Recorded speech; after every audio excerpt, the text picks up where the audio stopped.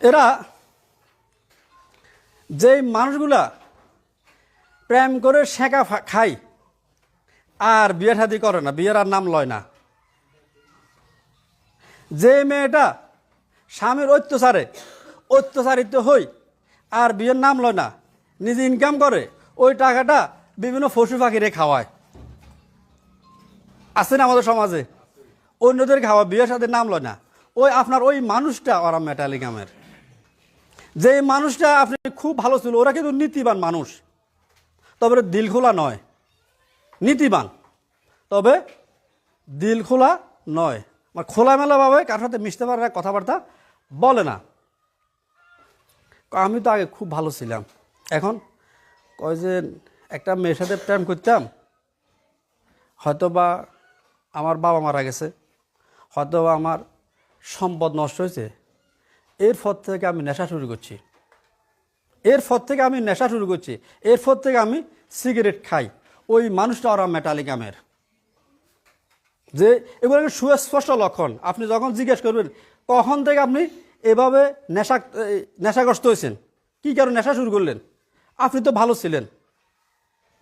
University পড়ার সময় একটা মেয়ের সাথে সম্পর্ক ছিল, ওই মেয়েটার পিছনে আমি অনেক টাকা খরচ করছি, কিন্তু মেয়েটার যে হঠাৎ করে বিয়ে হয়ে গেল, মেয়েটা আমাকে বলেও নাই, আমি আর এই কথাটা মানতে পারি নাই, জীবনে আর বিয়ে শাদী করি না, করবো না। এরপর থেকে আমি আমার মতে আছি, আমি এখন নেশা করি।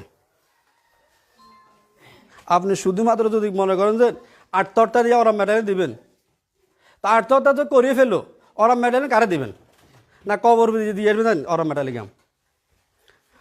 আপনাকে আত্মহত্যা করার আগে ওরা মেডেল দেওয়া লাগবে। তাহলে সে নেশা কখন থেকে শুরু করছে, মনে থাকবে তো সবার। আপনারা সবাই একটু ঘুমান, আমি একটু গল্প করি, ঘুমের মধ্যে একটু গল্প যাবে। যাক, এরপরে স্বর্ণ ব্যবসায়ীর উত্তরসূরি যারা আছে আমাদের দেশে,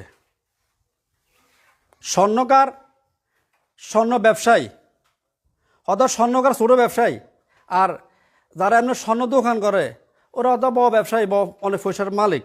তো আমাদের গ্রামের গুলা না, এদের দোকানের মধ্যে স্বর্ণ কোনো এই 100 গ্রাম পাইতেন না। আপনি অর্ডার দেওয়ার পরে গোবদের কালকে আসে, আমি বিকেলে আসে, আপনাকে ওই জায়গাতে আনি দিবে। কিছু যে স্বর্ণ দোকান আছে মোটামুটি এক দেয় স্বর্ণ আছে দোকানে, হয়তো আপনার আমার বিষয় না। আপনারা বেশি দূরে দরকার নাই, কুমিল্লা শহরে যাই, লুতু জুয়েলার্স যাই দেখবেন যে মাছ বাজারে এরকম কাস্টমার, স্বর্ণ দোকানের এরকম কাস্টমার।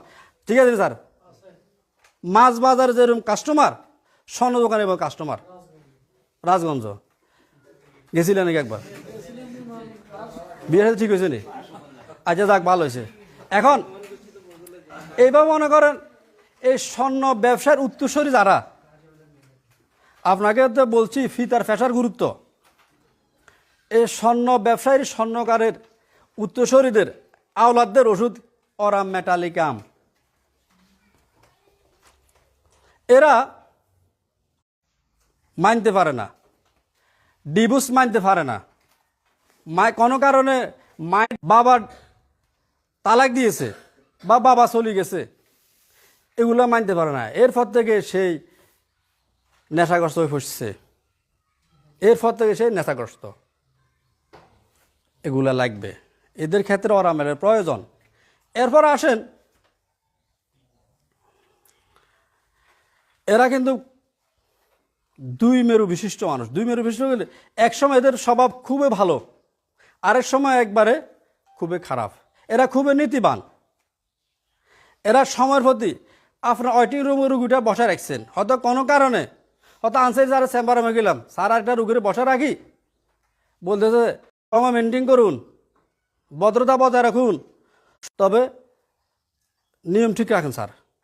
ওই ব্যক্তিটা বলতেছে আমাকে ওরাম মেটালিয়াম দেন স্যার, আনসার যাকে বলতে স্যার আমাকে ওরাম মেটালিয়াম দেন, কিন্তু আনসারই স্যার বুঝতেছে না, আমি বুঝতেছি না এই লোকটা ওরাম মেটালিয়াম। কারণ হুরাগানের দুর্নীতি, ওইখানে গিয়ে সে নীতির কথা বলছে। এরপর আমাদের স্যার একটু বলছিল ফিতৃহীন সংসারের বড় ছেলেটা বাবা মারা গেছে, বাবা মারা যাওয়ার পরে সেই সংসারে হাল ধরছে। হাল ধরতে গিয়া নিজে আর বিয়ে সাথী করে নাই, চিন্তা করছে বাবা তো মরে গেছে, এই ছোটো ভাই বোনগুলোকে যদি একজন মানুষ না করি, এরা সবার বিয়ে সাথী দেওয়া করার শেষ হলে আমি বিয়ে সাথী করবো। আছে না আমাদের অনেক বহু মানুষ আছে। আবার আবার কোনো কোনো জায়গা আছে বাবা অপদার্থ, এই ভাইটা একটু শিক্ষা দিকে অর্জন করে সংসারে হাল ধরছে, ছোট ভাই বোনদেরকে বিয়ে সাথী করা দেওয়া শেষ, নিজে আর বিয়ে সাথী করা, তার বিয়ের বয়স পার হয়ে গেছে। ওই মানুষটা আপনার অরাম মেটালিকামের। কারণ চিন্তা করছে বাবা যদি একটু আবহাওয়া টাইপের, যদি আমি সংসার হাল না ধরি, আমি শিক্ষিত ডিগ্রি পাস করছি, তো মানুষ তো বলবে আমার বাড়িতে চুরি করে ও চোরের ভাই, বলবে না? এটা যেহেতু নীতিবান, ওই সংসার জন্য কি করছে, হাতের বাপের জমি বেশি লেখাপড়া করছে, হাতের বাপ হাতের ডিগ্রি পাস করেছে, এই ছোটো ভাই বোনের সাথে লেখাপড়া করা হয়। এই ফিতৃহীন সংসারের বা আবহাওয়া বাবার সংসারের বড় ছেলেটা, অর্থাৎ যেই লোকটা সংসারে হাল ধরে নিজের অস্তিত্বকে বিলীন করে দিয়ে ভাই বোনদের কিছু দে, এরপরে শেষ বয়সে এসে ভাই বোনরা তার খবর রাখে না। এখন ছোটো ভাইয়ে বলে আমরা হেমিয়ারে কইছিনি, হেমি আগে বিয়ে সাথে না করবো, হেমিয়ে বিয়ের সাথে শেষ হলে আঙ্গরে করাইবো, হেমিয়ার কারণে আঙ্গ বিয়ে সাথে লেট হয়েছে, হেমিয়ার কারণে আজকে আমাদের সংসারের এই অবস্থা। এই মানুষগুলো কিন্তু ওরা মেটালে গামের। আপনারা এই যে আজকে যখন বলা হচ্ছে এগুলো আপনি আপনার এলাকার, আপনার চেম্বারের, আপনার প্রতিবেশীর মধ্যে দেখবেন কোন মানুষটার এই স্বভাব ছিল। আরে আপনি যাই তারে সাথে সাথে ওষুধ খান ওরা মেটালে খান না, এর কাজ করবেন আপনি। আপনি তাকে ভাবতে পারেন আর এই মানুষটার সম্ভবত ওরা মেটাইন ছিল, তাকে তো ওরা মেটাইন দেওয়া যাইতো, এই মানুষটা তো ভালো হয়ে যেত। এরপর আসেন, প্রেমিক মারা গেছে, প্রেমিকা কবরস্থানে যাই ছাই যাইয়ে, আমিও আসতেছি। ওই যে প্রেমিকাকে কবরস্থানে তারপর প্রেমিকা কবরস্থানে যাই যে ঘুরি ঘুরি আইয়ে, আপনি তাকে ওরা মেডালিগান দেন, হে কবরস্থানে যাইতো না, মানে হে আট তর তার করতো না।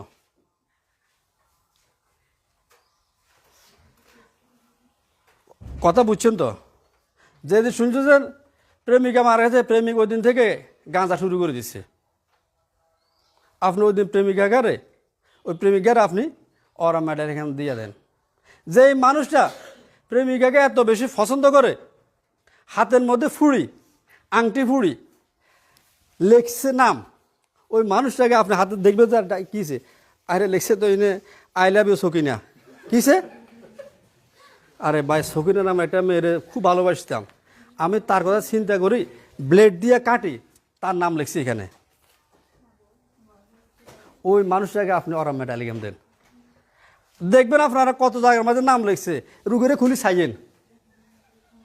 কারণ আবার হোমিওপ্যাথি ডাক্তারের কাছে আসলে রুগীতে ফেরেস্তা হয়ে যাবে, হোমিওপ্যাথি ডাক্তারের চেহারা যেতে রাজি হয় না। এখন একটা শুনলাম আগে আমাদের সমাজে এক সময় ঠোঁট শিখে মানুষ পছন্দ করতো, এখন নাকি মেয়েরা ঠোঁট মোটা করতে ভালোবাসে, সার্জারি করে ঠোঁট মোটা করে। শুনছেন কিনা আপনারা? গত 3 বছরের মধ্যে শুরু হয়েছে, বিশ্বাস হয় না? হ্যাঁ, আগে ছিল ঠোঁট চিকন মানুষ পছন্দ করতো, আর এখন হলো যাইয়া আপডেট হয়েছে যেমনি বলি দুইটা মানুষ শুদ্ধ ক্যান্সার, কোনো বলেছে আপডেট, কোনো বলেছে আপডেট। যাক, এখন ঠোঁট সার্জারি করে ঠোঁট দুইটা বানায় একটারে। ওই যে আমার তারেক স্যার বলছে যে গরুর ঠোঁটের মতো হয়ে গেছে, এই অবস্থা, হাইব্রিড জ্ঞান। আচ্ছা, এই যে মানুষগুলা কোথায় যাচ্ছে, এই মানুষগুলাকে ওরা মেটানো লাগবে। আপনার কাছে যদি চিকিৎসার জন্য আসে, ম্যাডাম আপনার ঠোঁট এত মোটা কেন? আমি একটা এই ড্যান্স করি তো, আগে তো ঠোঁট চিকনো ছিল, এখন মানুষ দেখে একটু মোটা ঠোঁট হলে পছন্দ করে, এরপর আমি সার্জারি করে কাজটা করছি। ওই ম্যাডামকে আপনি একটা ওরা মেটালিগাম দেন। এ মানুষকে আপনি একটা ওরা মেটালিগাম দেন। সময় কিন্তু শেষ। আমি তো ভাবছিলাম ওরা মেলা অনেক অর্থ ছিল, তো আমরা তো হরে যদি এক্সরে শুনেন তখন তো গভীর স্যার এটা আরও বেশি ভালো আছে, আরও গভীর রাখতে যাব। হ্যাঁ ওর সার দিতাম এক্সরে থাকতো নি থাকক, এক্সরে আরও বহুত অর্থ ছিল। আচ্ছা যাক, ধন্যবাদ স্যারদেরকে। না ঠিক আছে। হ্যাঁ এরা জেদি এবং নীতিবান, এই কথাটা আগেও বলছিলাম। এরা কিন্তু যথেষ্ট মূল্যবোধ সম্পূর্ণ, যথেষ্ট মূল্যবোধ সম্পূর্ণ মানুষ। এদের যে মূল থিমটা প্রথম বলা হয়েছিল, মনে আছে আপনাদের? কি কি সম্পদ এবং আভিজাত্যের অহংকার। সহজ কথা মনে রাখবে, সম্পদ এবং আভিজাত্য বংশ মর্যাদা নিয়ে। খান বংশের মেয়ে খানম। এই যে এই দুইটা কথাকে কেন্দ্র করে সাদা একটা যে কেন্দ্র কথা বলছে, এই দুইটা কথাকে কেন্দ্র করে ওরা মেটালিকাম এর বাকি কথাগুলো আসছে। এরপর আসেন, এরা সম্পদ এবং ন্যায় বিচার, সম্পদ এবং ন্যায় বিচার এর কোনো একটা যদি ধাক্কা লাগে, এরকম বাবার অনেক সম্পদ ছিল কিন্তু বাবা সন্তানদের মধ্যে ন্যায় বিচার করে নাই। ছেলেটা বিদেশ থাকতো, সংসারের জন্য প্রতি মাসে 1 লক্ষ টাকা ফাটাইছে। আসার পরে বাবা কি করছে, ওই ছেলের নামে কিছুই করে নাই, যা করছে বাবার নামে। হয়তোবা বাবা চিন্তা করছে যে গত কিছুদিন আগে একটা নাটক দেখছিলাম, ছেলেটা 15 বছর বিদেশ থাকে, অনেক সম্পদের মালিক। কে হয়েছে? বাবা হয়েছে। এখন যখন ছেলেটা বাড়িতে আসতে চায়, যখন বাড়িতে আসে বাবা বাধা দেয়, কয়েছে আর একটু কাজ বাকি রয়েছে, এই বিল্ডিংয়ের বাবা এই রুমটার কাজটা একটু সুন্দর হইলেও একটু তুমি আর একটু কয়টা দিন পরে আসো, আর কইছে টাকার দরকার। তো ঠিক আছে, ছেলেটা আসে না।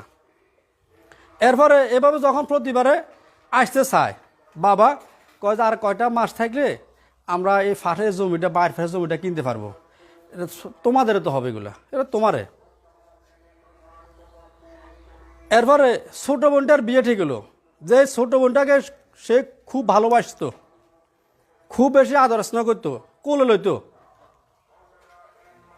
এখন ছোট বোনটার বিয়ে, ছোট বোনটার বিয়ে, বাবাকে বলছে বাবা দেখার জন্য, কর না এখন আসিস না, তোর বোনটার বিয়ে, এখানে অল্প কয়েকটা মানুষ দাওয়া দিয়েছি, কয়েকটা মোল্লা মুসল্লি কইছি। তো ছোট বোনটারে বিয়ে দিল। ছোট বোনটার প্রতি সে অনেক বেশি ভালোবাসা।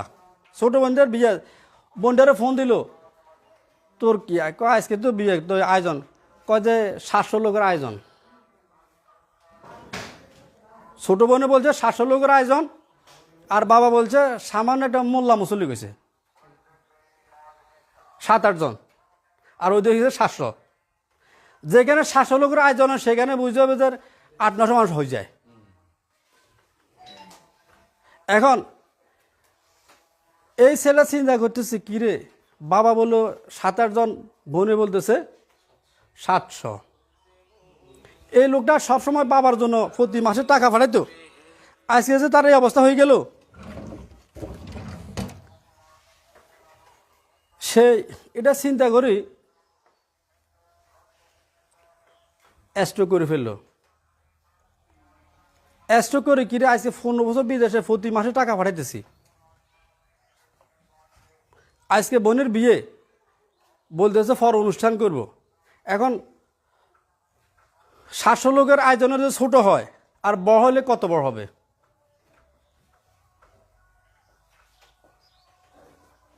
এটা নিয়ে চিন্তা করে সে স্ট্রোক করলো। এরপরে তার বন্ধু এই বাড়িতে ফোন করলো, এমনি এমনি ও তো মারা গেছে, বাস সে মারা যায় নাই, স্ট্রোক করছে, মারা গেছে। কয়েছেন যেহেতু মারা গেছে আমাদের তো এখন একটু সমস্যা আছে, লাশটা আনি কী হবে, লাশটা আনার দরকার নাই, লাশটা আনার দরকার নাই, আপনারা একটু সাদা মাদা উড়াই ওইখানে তাকে দাফন করে ফেলেন, ওইখানে তাকে দাফন করে ফেলেন। হয় না আমাদের সমাজে এরকম আসেনি? ওইখানে দাফন করে ফেলেন। ওই লোকটা একটু স্বাভাবিক হয়ে দেশে আসলো, দেশে আসার পর দেখলো যে এই অবস্থা, তার নামে কিছুই নাই, তার নাম আর কিছুই নাই, সব বাবার নামে, এবং বাবার নাম আছে জন্য নগদ তার জন্য কিছু রাখে নাই। সে আসার পরে কয়দিন থাকি আবার চলে গেছে। সম্পদ, যে লোকটা অনেক কষ্ট করে সম্পদ গড়ছে, বাপের দিনে সম্পদ পেয়েছে এটা এক হিসাব, যে লোকটা কিন্তু কষ্ট করে সম্পদ গড়ছে, এই ঘোড়া সম্পদ যদি কোনো কারণে নষ্ট হয়, ঘোড়া সম্পদ যদি কোনো কারণে নষ্ট হয়ে যায়, এটা সে মেনে নিতে পারে না, ওই ব্যক্তিটার চিকিৎসা ওরা মেনে লাগবে, এটা সে মানে নিতে পারে না। বাপের সম্পদ আইসে গেছে গই, আর যেটা নিজে কষ্ট করে অর্জন করছে এটা। তো আপনাদের দ্বারা ভাই বিদেশে আছে, অন্ত বাইরে কোন ভাই আবার তুই নাইলে আর বিয়ে হতো না, কারণ তুই তাই যখন শব্দ হয় সেটা হলো যে বেশি ভালোবাসার কারণে তুই হয়, অতি ভালোবাসার কারণে তুই আইসি হবে ভাই, নইলে আমার বিয়া হইতো না, বাড়িদের খেয়াল করিয়েন। কারণ বাবারা অনেক সময় শুধুমাত্র টাকা চিন্তাটাই করে, আমার ওই ছেলেটার দোকানে পড়ে আছে আজ এত বছর, কিছু কিছু ক্ষেত্রে, সকল ক্ষেত্রে না। এই কথাটা কেন আসলো? অর্থাৎ যদি বাবা সন্তানের প্রতি ন্যায় বিচার না করে, হয়তো বা ওই লোকটা বেকারে আছে কিন্তু বাবাই ন্যায় বিচার করে না, বাবা তো অনেক সম্পদের মালিক ছিল, তো সকল সন্তানগুলো তো 7টা ছেলে, প্রতিটা ছেলে তো সমান ভাগে বাঘ পাওয়ার কথা। দেখা যায় যে ছোটো ছেলেটাকে বেশি আদর করতো বাবায়, ওই ছোটো ছেলেটাকে মনে করেন 3 গুণ দিয়ে ফেলছে, আর বাকিদেরকে একটু একটু করে দিছে। ওই মানুষগুলার যদি কোনোভাবে মানতে না পারে, ওই মানুষগুলার চিকিৎসায় ওরা মেডালিংয়ের প্রয়োজন হয়। আপনারা এগুলা খেয়াল করবেন। আপনাকে এই কথাগুলো রোগীলিপির সময় তন্ন তন্ন করে খোঁজ করবেন। আজকের লোকটা আসলো আপনার কাছে ক্যান্সার নিয়ে, হার্ট স্ট্রোক নিয়ে। কেন সে হার্ট স্ট্রোক করলো, কেন তার ক্যান্সার হলো, কখন থেকে ক্যান্সার হলো, কী কারণ হলো, আপনারা ওই জায়গায় পৌঁছবেন।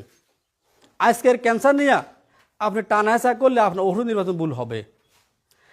আজকে সে নেশা খায়, এই নেশা কেন খায়, কখন থেকে খাওয়া শুরু করলো, কী কারণ শুরু করলে, আপনি ওই জায়গায় যাবেন।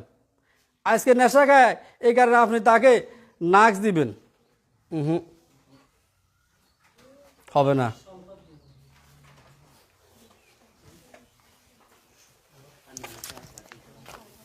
দিও সালফার। আপনারা একটা কথা মনে রাখবেন, নোট করবে কথাটা, সম্পদ, ন্যায় বিচার এবং প্রাধান্য এর কোনো একটা ধাক্কা লাগলে তাদের কল্পনার সাজানো বাগান ভেঙে চুরমার হয়ে পড়ে। সম্পদ, ন্যায় বিচার, সম্পদ, ন্যায় বিচার এবং প্রাধান্য, এই প্রাধান্য বলতে আভিজাত্য, যাদের কোনো একটা ধাক্কা লাগে, তাদের মনে একটা যে সাজানো বাগান ছিল, কল্পনার সাজানো বাগান ছিল, এটা ভাঙে চুরমার হয়ে যায়, অর্থাৎ সে অসুস্থ হয়ে যায়। এই ক্ষেত্রগুলোতে আপনারা ওরা মেডালের কথা চিন্তা করবেন। আর এদের একটা কথা মনে রাখবেন, এরা কিন্তু মোটে রসিকতা পছন্দ করে না। এই রসিকতাটাকে আমাদের সমাজে কি বলে, ঠাট্টা মস্কারি। এটার আর একটা সুন্দর বাংলা শব্দ আছে, হ্যাঁ, গ্রামের চলে বাইসলামি কয়, আসলে আরও শব্দ আছে, যাক। তো রসিকতাটা মনে হয় একটু সুন্দর, রসিকতা পছন্দ করে না। মনে করেন তার কাছে বলেছেন, তার বোর কাছে বললেছেন, আরে ভাবি এই মেয়েটা যে কলেজে গেছে দেখলাম 3 পিস জুয়া কিনছে, 3 পিস জুয়া কিনছে। তার আগে বউ আসেনি কোনো আবার না গে তার সাথে, হ্যাঁ হ্যাঁ এটা সারবো কারণ কিন্তু কথা এখন বললো যে ভাবি আজ যে মারু যায় বললো যে ভাবি কথা শুনছে নাকি ইয়া কারণ তো বিশ্বাস করতেন না এমনভাবে করলো মারুফে যাই মারু যে খটকা লাগাই না কিন্তু আল্লাহ তরবে ভাবি কথা করলে তো বিশ্বাস করতেন না কিসে দেখলেন যে মেয়ে যে খুব সুন্দর পাকিস্তানি তিরিবিস লোন কাপড় তিরিবিস ঢুকা কিনছে তুই দেখলাম যে মেয়েগুলোকে সম্পর্ক হুসে হুসি করে লাগছে আর একবার তুই দূরে যা আর একটু তুই দূরে যা এই তারেকের বউ বাদ গেছে আর তারেকে আর মাতে না গালের বিয়া করে রেখছে কিসে কিসে তুই থিরিবিস হিনে যাও তুই থিরিবিস হিনে থিরিবিস হিনে কনাই একটা মিথ্যা কথা বলছো নাকি হাতে হাতে মিথ্যা কথা হাতে মুসলমান ন কিসে তুই যে থিরিবিস দুগে কিনছিস কিচ্ছ কি থিরিবিস কিনলাম কি থিরিবিস কিনলাম আমি তো শুনি নাই কনে কইস আর হাতে বাঁচলে মেয়ে না কইছে আয় বাঁচলে বুঝতে মানুষ রান্না করে আমাদের এলাকা ঢালু বাজার সুদরা গেছে সুদরা গেছে সুরে ভালো করে মারতেছে কয়েছেন চোখলে বাঁচলে আমি করিও না সব কিছু করো কেউ উপক্রম করছে মানে চোখ খুলি নেবে সোরের চোখলে বাঁচলে আমি করিও না তো বাকিরা মঞ্চে দা গিয়া বাঁচলে আমি করছে তার সাথে খুব সারা এরপরে আরে বাঁচলে বাজারে মানুষ হাঁটে ঘাটে বাঁচলে করেনি শালা সম্বন্ধে থাকলে মালিকে বলছে শালা সম্বন্ধে থাকলে ইচ্ছা করে এভাবে করে না থাকো অন্যরা ভাবছে কি আসলে মনে বাঁচলেমি করতেছে আসলে বাস্তব সোর কিন্তু এখন তারেকের বউ আর মাতে রাতে না এই যে এই তারেকের বউ লাগবে ওরা মেডালে গাম তারেকে উদাহরণ দেওয়া হয়েছে তারেকের বউ ভালো মানুষ তারেকও খুব ভালো মানুষ আপনারা মন হয়তো ভালো নাই বিদে হতে আপনাদের উদাহরণ দিলে হয়তো মনে কষ্ট আসবো কথা বুঝছেন তো বাইজেল বুঝা যাইব এই যে মনে করো রসিকতা যদি রসিকতা করি স্বামীর কাছে স্ত্রীর কোনো কথা কন বলেন স্ত্রীর কথা কাছে স্বামীর কথা বলেন এ লাগছে বেতাল এরা কিন্তু এই রসিকতাটাকে বাস্তবে মনে করে এটা বাস্তব কথা বলছে এই খাদিজারে কইল রে হিও কিন্তু খাদিজা কইল যে হিনে তো হাতে দেখলাম মেয়ে করে প্রায় মোবাইলে টেঁয়া টুয়া দে তোরটা এই আর আর হাতে ফোন দিলে ধরে না সারে গেছে যাক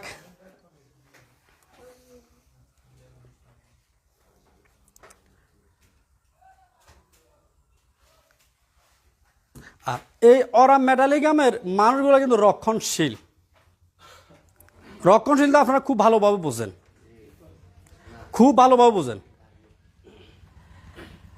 রক্ষণশীল ধার্মিক না রক্ষণশীল ধার্মিক বললে ওই তো এটা ধার্মিক না অর্থাৎ এরা ওল্ড মডেলের জিনিসপত্র পছন্দ করে ওল্ড মডেলের জামাকা পছন্দ করে কিন্তু এরা খুব পরিষ্কার পরিচ্ছন্ন নতুন ডিজাইনের এরা কিছু পছন্দ করে না অর্থাৎ এটা গুমার প্রকৃতির কয় যে দাদা তো এটা করছে এই দাদারটাই ধরে রাখছে নাতির যুগ আসি আরো অনেক কিছু পরিবর্তন হয়ে গেছে কই এটা কিন্তু তারা রিসিভ করে না তারা এই রিসিভটা করে অনেক পরে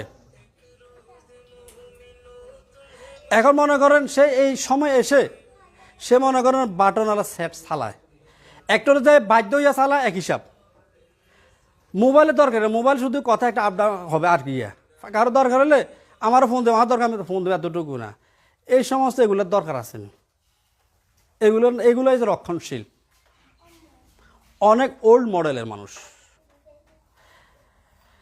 আবার বর্তমানে রক্ষণশীল অবস্থাটা কিন্তু নতুন একটা রূপ আসতেছে আপনারা ছোটবেলায় দেখেন না আনসার যাদের আমাদের সাহায্যের অনেকে ছোটবেলায় দেখছে প্রত্যেকের ঘরে সিন্দুক ছিল তখন ছিল সিন্দুক কাঠের মধ্যখানে সিন্দুক চলে গেছে এখন সিন্দুক স্টিল রয়েছে ঘুমাইতো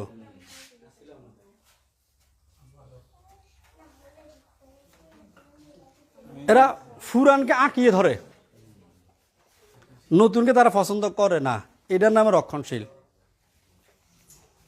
আসেন এই ওরা মেটালিক মানুষগুলা কারো প্রতি অনুরক্ত হয়ে পড়ে কিরকম অনুরক্ত সেটা হলো যাইয়া সে বিপরীত লিঙ্গের প্রতি অনুরক্ত হয় কিরকম অনুরক্ত হয়তো মা ছেলেকে খুব ভালোবাসে ছেলে আমেরিকা আছে এই ছেলের কণ্ঠস্বর যদি না শুনে মার ঘুম আসবে না, ওই মাটার ওরা মেনে লাগবে। মানে ছেলের কণ্ঠস্বর শোনা চাই, দৈনিক একবার হলেও চাই। বাবা তুই যত ব্যস্ত থাকিস, আমারও অন্তত এই কয়েকটা সেকেন্ডের জন্য হলো ফোন দিস, নইলে আম্মুর ঘুম আসবে না। আছে না এরকম আমাদের? এরপরে বাবা মেয়ের প্রতি, মেয়েরে বিয়ে দিছে, হাজব্যান্ড তাকে মনে করে ইটালি নিয়ে গেছে, মা তুই যত ব্যস্ত যত রাইতে হোক আবুরা একটু কল করিস, নইলে কিন্তু আবুর ঘুম আসতো না, আবু শর্টফট করতেছে। যার প্রতি সে অনুরক্ত হয় তার কণ্ঠস্বর দৈনিক শোনা চাই, দৈনিক তার কণ্ঠ শোনা চাই। এরপরে যে সমস্ত মহিলারা স্বর্ণ ব্যবহার করলে স্বর্ণ বেশি ক্ষয় হয়, আমাদের সমাজে একসময় একটা প্রচলন ছিল ওদের স্বর্ণ কিনলে লস হয়, এখন কিন্তু লাভ হয়। আমরা ছোটোবেলা যদি স্বর্ণ কিনলে লস হতো, কারণ স্বর্ণের দাম কমতো, কিন্তু এটা 1-2 বছর পরে এটা ওজনে কমে। আর এখন যদি মনে করেন একবারে কিনছেন, কিনে ব্যবহারের পরে যদি এটা মনে করেন 4 আসে যায়, এই তো 3 লাভ হয়ে থাকে। অর্থাৎ যারা স্বর্ণ ব্যবহার করলে স্বর্ণ বেশি ক্ষয় হয়, ওই মহিলাদের ওষুধ ওরা মেটালিকাম। ওরা মেলে তা দেখবেন, জিজ্ঞেস করবে স্বর্ণ ব্যবহার করলে কীরকম, বই না করছে, এটা ক্ষয় যায়, কিন্তু অনেক ক্ষয় হয়, অন্যদের কিন্তু এত ক্ষয় হয় না। আপনাকে কিন্তু রুগী আইসে ক্যান্সার লই, আপনি যদি চিন্তা করেন আপনি স্বর্ণ ব্যবহার করেন নি, আপনার স্বর্ণ ক্ষয় হয়নি, কানে গেলে সবাই ডাক্তারে ঠিক করে দিব। আমি যেটা যেটা আর এটা বললে বহুত ফরের কথা না আসবে। আপনি যদি রুগীর প্রথম মনের কথা দিয়ে শুরু করেন, রুগীর কথা বলবো নি, মনের কথা কখন আসবে, শেষে কেন আসবে? যখন রুগী ডাক্তারকে বিশ্বাস করবে, 16 আনা বিশ্বাস করবে, তখন তার মনের কথাগুলা বলবে, এরা কিন্তু বলবে না। আর 5 মিনিটের না 65 শেষ দেবো, ভাত রেডি করতে বলেন। আচ্ছা,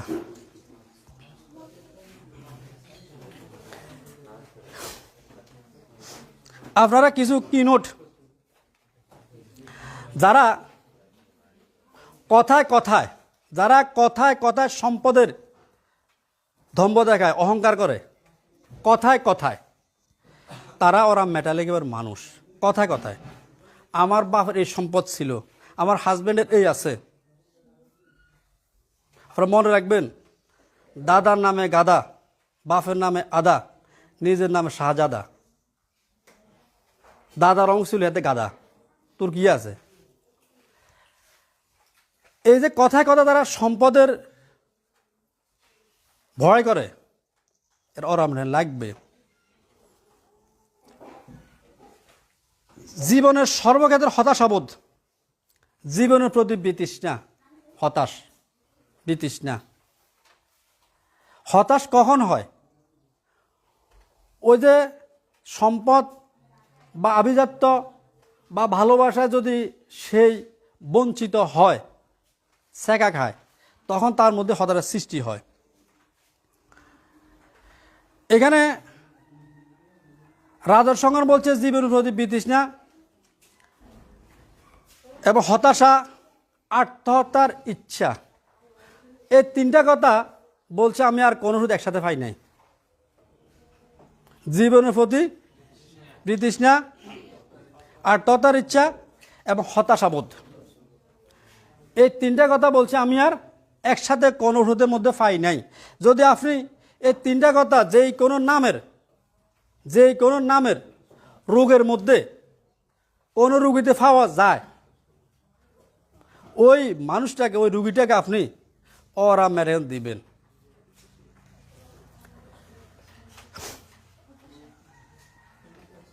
এরপরে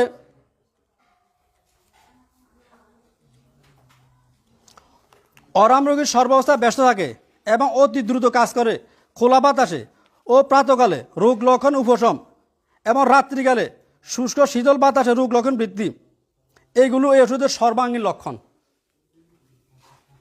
এগুলো নোট করবেন। অরাম রোগী সর্বাবস্থায় ব্যস্ত থাকে অতি দ্রুত কাজ করে, সর্বাবস্থায় ব্যস্ত থাকে, অতি দ্রুত কাজ করে, খোলা বাতাসে এবং প্রাতকালে রোগ লক্ষণ বৃদ্ধি উপশম, খোলা বাতাসে ও প্রাতকালে রোগ লক্ষণ উপশম, খোলা বাতাসে ও প্রাতকালে রোগ লক্ষণ উপশম, এবং রাত্রিকালে ও শুষ্ক শীতল বাতাসে রোগ লক্ষণ বৃদ্ধি, রাত্রিকালে এবং শুষ্ক শীতল বাতাসে বৃদ্ধি। বলছে এগুলো অরাম মেটালিকামের সর্বাঙ্গীন লক্ষণ। যে কোনো নামের রোগে হোক না কেন, যদি রোগী হতাশা, জীবন বিতৃষ্ণা, আত্মহত্যা প্রবল ইচ্ছা থাকে, তাহলে অরামের তার ওষুধ। এটা আগে একটু বলেছি। যদি কোনো রোগী একটি বছর দুটি থাকে, এটা বলা হয়েছে, নাকের অস্থিক্ষত ও প্রদাহে, মুখের ভিতর তাল অস্থিক্ষত ও প্রদাহে, কর্ণের ফচ্চার দিকের অস্থিক্ষত ও প্রদাহে অরাম সর্বপ্রধান ওষুধ। অর্থাৎ মুখের ভিতরে শুধু একটা মুখের ভিতর ন, যে কোনো অস্থি মানে হাড্ডির ক্ষত, হাড্ডির ফসল সৃষ্টি হলে, গ্যাংগ্রিন হলে, একদম সুগান্ত গ্যাংগ্রিন। এই গ্যাংগ্রিনের কিছু নাম আছে, আমাদের আবার কেউ বাজাস রোগ বলে, গ্যাংগ্রিন বলে, ফসাক্ষত বলে, সর্বসাগরলে কত হলে যায় ক্যান্সার, ওইটা একটা ক্যান্সার। ওই অবস্থায় বলছে অরাম মেটালিকাম তার সর্বপ্রধান ওষুধ। আর আরও সহজ করে বলছে কথাটাকে, বলছে রাত্রে বৃদ্ধিযুক্ত যে কোনো অস্থি বেদনায় অরাম একটি উত্তম ওষুধ। রাতে যে রুগীটা আসি বললো, ডাক্তার সাহেব এ রাতে হলে আমার হাঁটির মধ্যে কেঞ্জিয়ে লাই, গ্রামের কথা কেঞ্জিয়ে লাগে, খাইলা রাখছে, আর এই ব্যথার কারণে হাঁটতে পারি না, রাত্রে শুইতে পারি না, রাতের শোয়া থেকে উঠে হাঁটা লাগে, হাঁটলে একটু ভালো লাগে, তারপরে হতে দিন রাষ্ট্রস দেন, রাষ্ট্রস খাওয়া দেয় একবারে 200 খাওয়ার মধ্যে খাওয়ালেছেন, M2 শুরু করে অনেক খাবার খাওয়াইছেন। রাষ্ট্রস তো এত খাওয়ার পর্যন্ত ব্যবহার হওয়ার মতো ওষুধ না। রাষ্ট্রস দিলে তার কাছে ভালো লাগে, কিন্তু আপনি বুঝেছেন না, সেদে তাকে মাইজ মানে চিকিৎসা লাগবে, আপনি তাকে ওই ক্ষেত্রে অরাম মেটালিকাম দেবেন। অর্থাৎ যে রুগীটা হাঁড় ব্যথা রাতে বাড়ে, কই যে না হাঁটির মধ্যে শরীর বিভিন্ন জায়গায় শুধু হাঁটির মধ্যে ব্যথা করে, ব্যথাটা কখন রাতে বাড়ে, আপনার ওই মানুষটাকে অরাম দেওয়া কর্তব্য। জরায়ুর বৃদ্ধি ও কাঠিন্যের জন্য জরায়ু স্থানচ্যুতি সহ যদি রোগিনীর বুক দফরানি ও হৃৎপিণ্ডের বেদনা থাকে, তাহলে অরামই উত্তম ওষুধ। জরায়ুর বৃদ্ধি ও কাঠিন্যের জন্য জরায়ু স্থানচ্যুতি সহ যদি রোগিনীর বুক দফরানি থাকে, হৃৎপিণ্ডের বেদনা থাকে, তাহলে বলছে অরামই তার ওষুধ, এর বিকল্প নাই।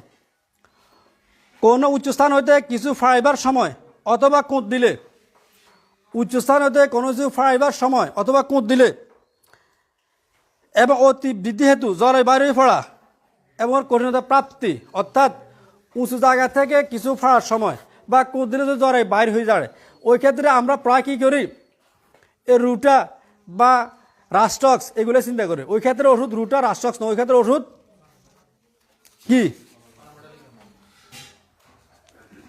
মনে রাখবেন।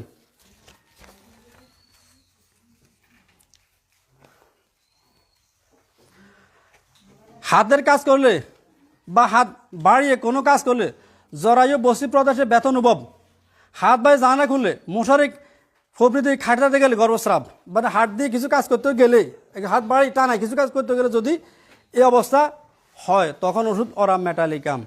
পুনঃ পুনঃ গর্ভস্রাবের ফলে জ্বরের কঠিনতা, জ্বরেতে ক্ষত উৎপন্ন হইলে অরাম একটি উপযোগী ওষুধ। আচ্ছা, এরপর আরেকটি জিনিস আর মনোযোগ দিন ভালোভাবে, ধার্মিকতা, ধর্মীয় সঙ্গীত উপশম, যথার্থতা। অরাম মেটালের মানুষগুলো ধার্মিক এবং ধর্মীয় সঙ্গীত উপশম, যথার্থ। এই যথার্থ মানে এরা নীতিবান, সুষ্ঠু সুচারুভাবে যাবতীয় কাজকর্মগুলো করে। আপনার রুগী লিপির ফরত দেখলেন যে এই লোকটা নীতিবান, নীতির কথা বলে আপনাকে, এরা ধার্মিক। রুগী লিপি করতেছেন বলে তো রুগীর জমতে নামাজ পড়া, সুনতে মুআক্কাদা, আল্লাহ নাম লই চলে গেছে। এরপরে গান বাজা পছন্দ করে, কারণ আমি এই সমস্তগুলো পছন্দ করি না, গান শোনা জায়েজ নাই, গান শোনা জায়েজ নাই। তা আপনি বললেন যেখানে গান না সেখানে প্রাণ নাই, এই সমস্ত কথা শুনছ তো আমি হ্যাঁ গান শুনি, তবে আমি ইসলামিক সঙ্গীত শুনি। ইসলামী সঙ্গীত আমার কাছে এটা ভালো লাগে। আপনি যদি গানের কথা বলেন, ওটা তো গান, এটা ইসলাম যোগ হয়েছে, এটা হচ্ছে ইসলাম, এটা তো হসলাম, শুধুমাত্র আপনার বেশ কম গিয়া। এখানে ধার্মিকতা, ধর্মীয় সঙ্গীতে উপশম, যথার্থতা, এই তিনটা শব্দ ফেলে আপনার যে কোনো নামের রোগের মধ্যে ওষুধ ওরা মেলে। রাজন সংক্রমণ বলছে। এরপরে যদি কোনো রুগী আসলে অন্য রোগ নিয়ে আসি, নাকের কিছু না, শুধু নাকের বুড়াটা আছে, শুধু এই জায়গাটা, আর কিছু নাই নাকের, ওর ওষুধ ওরা মেটালে কেন বলছে? কথা বুঝতে পারছি কিনা আপনাদেরকে? আছে, সমাজে বহুত মানুষ আছে, আমাদের ওই এলাকাতে আছে, আমাদের এলাকা যাইছে আমরা, শুধু নাকের জায়গাটা আছে, আর নাকের এইটা সবটা একদম সমান। এই মানুষরা যদি ঘটনা চক্রে আপনার কাছে আসে ওষুধ খাওয়ার জন্য, ওইকে আপনি ওরা মেটানে দিবেন। আপনি গোমদাররা আসতো না, আর ওর বংশধর আসতে পারে, কখনো দরকার হতে পারে, ওর বংশধর আসতে পারে।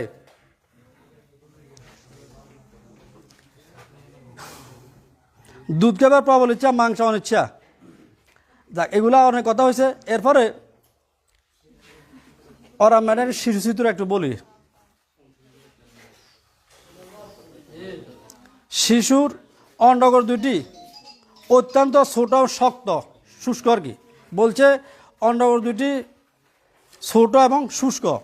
আবার অনেক সময় অন্ডকোষ দুইটি বাইরে প্রকাশ না হয়ে তলপেটের ভিতরে থেকে যায়, বা শিশুদের অন্ডকোষ দুইটি দিন দিন শুকিয়ে যায়, কানের দুর্গন্ধ ফুস, দাঁতে ফোঁকা বা দাঁত ক্ষয়ে যায়, রাতে অস্থিনিদ্রা, প্রচুর ঘাম ইত্যাদি লক্ষণ শিশু অবস্থায় বিশেষভাবে বিঘ্নপ্রাপ্ত হয়। শিশুর মধ্যে নিরানন্দ ভাব, বসে বসে কী যেন ভাবতে থাকে, খেলাধুলার প্রতি তার কোনো আকর্ষণ থাকে না, লেখাপড়া মন বসে না, স্মৃতি খুবই দুর্বল ইত্যাদি লক্ষণ দেখা যায়। এই ধরনের শিশুদের পরবর্তী জীবনে আত্মহত্যার ইচ্ছা প্রবলভাবে আসে। আর ওই বাচ্চাটাকে তো ওই অবস্থায় যদি আপনি ওরা মেলায় দিতে পারেন, অর্থাৎ যে বাচ্চাটা হতাশ ভাব, চুপচাপ বসে থাকে, কারোর সাথে মিশে না, খেলাধুলা করে না, ওদেরকে আপনি ওরা মেলায় দিবেন। মরওয়ানের মধ্যে ন্যায়পরায়ণ, সৎ স্বচ্ছ, ন্যায়পরায়ণ, সৎ স্বচ্ছ, দায়িত্ববান, ব্যর্থতায় বিষাদ, হতাশা, আত্মকেন্দ্রিকতা, এগুলো তো ওরা মেটালেগের কথা। যাক, আরও বহুত কথা ছিল। ধন্যবাদ আপনাদেরকে। এই এক্সরে যদি আবার কখনো আসে ইনশাল্লাহ হবে।